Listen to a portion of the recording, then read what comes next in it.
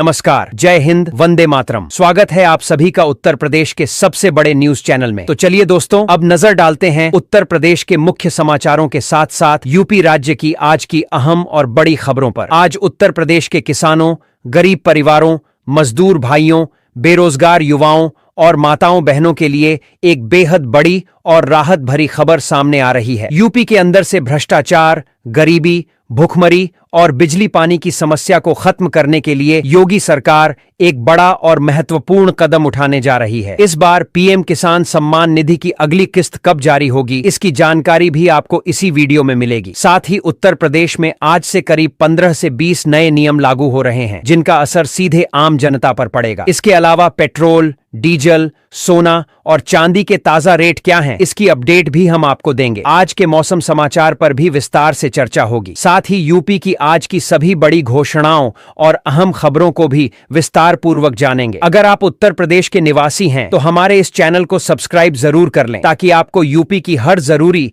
और बड़ी खबर सबसे पहले मिल सके। सरकार की जिन योजनाओं का लाभ आप ले रहे हैं, उन योजनाओं को लेकर भी कई बड़े बदलाव किए गए हैं। यदि आपने इन नियमों को नहीं समझा तो आप कई योजनाओं से बाहर भी हो सकते हैं। इसलिए इन नए नियमों की जानकारी आपके लिए बेहद महत्वपूर्ण है। तो आखिर ये नियम क्या हैं? क्या ये आपके ऊपर लागू होंगे या नहीं? इसका पूरा सच जानने के लिए आपको यह वीडियो अंत तक देखना होगा। हर नियम और हर जानकारी आपको एक एक करके विस्तार से बताई जाएगी, इसलिए वीडियो में अंत तक जरूर बने रहिएगा, क्योंकि आपके फायदे से जुड़ी सभी अहम खबरें आपको यहीं विस्तृत रूप में मिलने वाली हैं। तो चलिए अब आपको यूपी की आज की महत्वपूर्ण और बड़ी खबरें फटाफट बता देते हैं। उत्तर प्रदेश सरकार ने सरकारी कर्मचारियों के खिलाफ बड़ी प्रशासनिक कार्रवाई करते हुए 68,000 से अधिक कर्मचारियों का वेतन रोक दिया है। जानकारी के अनुसार जिन 68,236 कर्मचारियों ने तय समय सीमा यानी 31 जनवरी तक मानव संपदा पोर्टल पर अपनी चल और अचल संपत्ति का विवरण अपलोड नहीं किया, उनका जनवरी माह का वेतन रोक दिया गया है।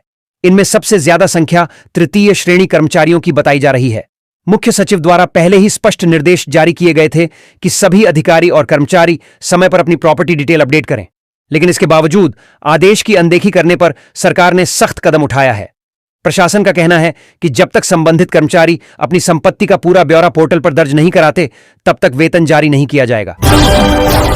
केंद्र सरकार के आगामी आम बजट से उत्तर प्रदेश के शहरी विकास को बड़ी मजबूती मिलने वाली है। बजट में प्रदेश के 45 शहरों के विकास के लिए लगभग 900 करोड़ रुपए का प्रावधान किए जाने की संभावना है।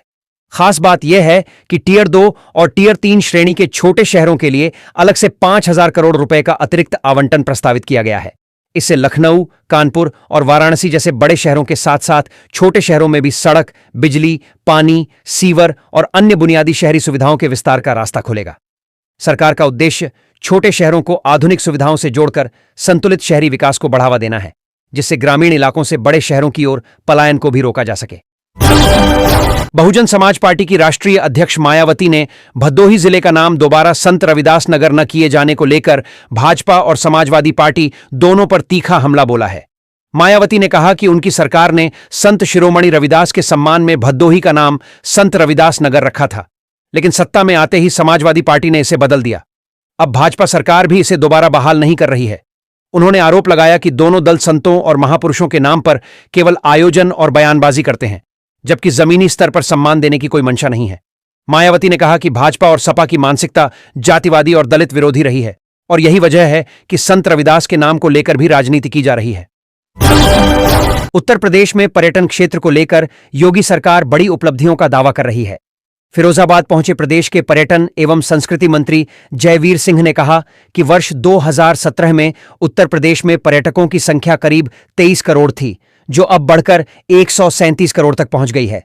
मीडिया से बातचीत में मंत्री ने बताया कि सरकार प्रदेश की हर विधानसभा में पर्यटन विकास से जुड़े कार्य करा रही है। धार्मिक, सांस्कृतिक और ऐतिहासिक स्थलों को विश्वस्तरीय सुविधाओं से जोड़ा जा रहा है। जयवीर सिंह ने समाजवादी पार्टी अध्यक्ष अखिलेश यादव की बजट को लेकर की गई आलोचना को सिरे से खारिज करते हुए कहा कि बजट विकासोन्मुख है और इसकी सराहना की जानी चाहिए। उन्होंने कहा कि पर्यटन के बढ़ते आंकड़े सरकार की नीतियों की सफलता को साफ तौर पर दिखाते हैं। वहीं उत्तर प्रदेश के शामली जिले में रविवार को दिल दहला देने वाली घटना सामने आई है, जहां कक्षा 12 के छात्र अरशद की दिन दहाड़े चाकुओं से गोदकर हत्या कर दी गई। बताया जा रहा है कि स्कूल में प्रैक्टिकल के दौरान सहपाठियों से हुई कहासुनी के बाद यह विवाद इतना बढ़ गया कि आरोपी छात्रों ने अरशद पर जानलेवा हमला कर दिया। 18 वर्षीय अरशद अपने दोस्त के फोन आने पर घर से बाहर निकला था, जिसके बाद उस पर हमला किया गया। सूचना मिलते ही पुलिस मौके पर पहुंची और घटनास्थल से एक तमंचा बरामद किया। पुलिस ने एक छात्र को हिरासत में लेकर पूछताछ शुरू कर दी है और अन्य आरोपियों की तलाश जारी है। इस घटना के बाद इलाके में दहशत का माहौल है। लखनऊ मेट्रो के दूसरे चरण को लेकर भी बड़ी राहत की खबर सामने आई है। केंद्र सरकार ने सेकंड फेज के लिए 10,450 करोड़ रुपए के आवंटन को मंजूरी दी है, जिससे लंबे समय से अटकी परियोजना को अब रफ्तार मिलने की उम्मीद है। इस चरण में चारबाग से वसंत कुंज तक 11.16 किलोमीटर लंबे रूट का निर्माण किया जाएगा। इस कॉरिडोर पर कुल 12 स्टेशन बनाए जाएंगे, जिनमें 7 भूमिगत और 5 एलिवेटेड स्टेशन शामिल होंगे। परियोजना की कुल अनुमानित लागत 5,801 करोड़ रुपए है और इसे 5 वर्षों में पूरा करने का लक्ष्य रखा गया है। मेट्रो विस्तार से राजधानी लखनऊ में यातायात की समस्या कम होगी और लाखों लोगों को तेज, सुरक्षित और सुलभ परिवहन सुविधा मिलेगी। उधर गाजियाबाद के वैशाली सेक्टर 5 में पानी की 25 साल पुरानी टंकी का ऊपरी हिस्सा अचानक भर-भराकर गिर गया, जिससे इलाके में हड़कंप मच गया। इस हादसे के बाद करीब 15,000 लोगों के सामने गंभीर पेयजल संकट खड़ा हो गया है। स्थानीय पार्षद ने बताया कि फिलहाल सेक्टर 4 से पानी की आपूर्ति की जा रही है, लेकिन प्रेशर बेहद कम होने के कारण लोगों को पर्याप्त पानी नहीं मिल पा रहा है। नगर निगम ने अस्थायी रूप से टैंकरों के जरिए पानी की व्यवस्था शुरू की है, लेकिन स्थानीय निवासियों का कहना है कि यह समाधान पर्याप्त नहीं है। लोगों ने मांग की है कि जल्द से जल्द नई पानी की टंकी का निर्माण कराया जाए ताकि स्थायी समाधान मिल सके। वहीं SC/ST एक्ट को लेकर विरोध तेज होता नजर आ रहा है। अलंकार अग्निहोत्री ने इस कानून को देश का सबसे बड़ा काला कानून बताते हुए केंद्र सरकार को अल्टीमेटम दिया है। उन्होंने कहा कि यदि 6 फरवरी तक इस कानून को वापस नहीं लिया गया तो 7 फरवरी को दिल्ली कूच किया जाएगा। रविवार को वाराणसी में अलंकार अग्निहोत्री ने शंकराचार्य स्वामी अभिमुक्तेश्वरानंद से मुलाकात कर इस मुद्दे पर समर्थन मांगा। उनका आरोप है कि SC/ST एक्ट के तहत दर्ज होने वाले करीब 95% मामले फर्जी होते हैं, जिससे निर्दोष लोगों को परेशान किया जाता है। इस बयान के बाद राजनीतिक और सामाजिक हलकों में बहस तेज हो गई है। उधर संत रविदास जयंती के अवसर पर मऊ जिले में मनरेगा बचाओ यात्रा का भव्य स्वागत किया गया। यह यात्रा 17 जनवरी को चौरी चौरा से शुरू हुई थी, जो देवरिया और बलिया होते हुए मऊ पहुंची। इस यात्रा में मनरेगा मजदूर संघ के पदाधिकारी, सामाजिक संगठनों के प्रतिनिधि और कांग्रेस कार्यकर्ता बड़ी संख्या में शामिल हुए। यात्रा का मुख्य उद्देश्य मनरेगा में प्रस्तावित बदलावों का विरोध करना और मजदूरी बढ़ाकर 400 रुपये प्रतिदिन किए जाने की मांग को लेकर जन जागरण करना है। आयोजकों के अनुसार यह यात्रा 17 फरवरी को वाराणसी में समाप्त होगी, जहां एक बड़ा कार्यक्रम आयोजित कर सरकार के सामने मजदूरों की मांगों को रखा जाएगा। इधर वाराणसी एयरपोर्ट पर उस वक्त अफरा तफरी मच गई जब इंडिगो एयरलाइंस के एक विमान में बम होने की सूचना मिली। हैदराबाद से वाराणसी आ रही इंडिगो की इस फ्लाइट में 231 यात्री और 7 क्रू मेंबर सवार थे। उड़ान के दौरान विमान के टॉयलेट में एक धमकी भरा नोट मिलने के बाद पायलट ने तुरंत एयर ट्रैफिक कंट्रोल से संपर्क किया और शाम करीब 5:55 पर वाराणसी एयरपोर्ट पर इमरजेंसी लैंडिंग कराई गई। विमान के उतरते ही सुरक्षा एजेंसियां अलर्ट मोड पर आ गईं और यात्रियों को सुरक्षित बाहर निकाला गया। बम निरोधक दस्ते और सुरक्षा बलों ने विमान की सघन तलाशी ली। हालांकि जांच में कोई संदिग्ध वस्तु नहीं मिली। फिलहाल पुलिस धमकी भरा नोट रखने वाले शरारती तत्व की पहचान में जुटी है और पूरे मामले की गंभीरता से जांच की जा रही है। वहीं प्रदेश में सड़क सुरक्षा और परिवहन व्यवस्था को लेकर मुख्यमंत्री योगी आदित्यनाथ ने अधिकारियों को बेहद सख्त निर्देश दिए हैं।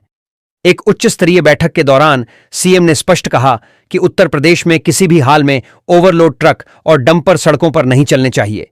उन्होंने भारी वाहनों के चालकों की नियमित स्वास्थ्य जांच अनिवार्य करने के निर्देश दिए ताकि थकान और लापरवाही के कारण होने वाले सड़क हादसों पर प्रभावी रोक लगाई जा सके।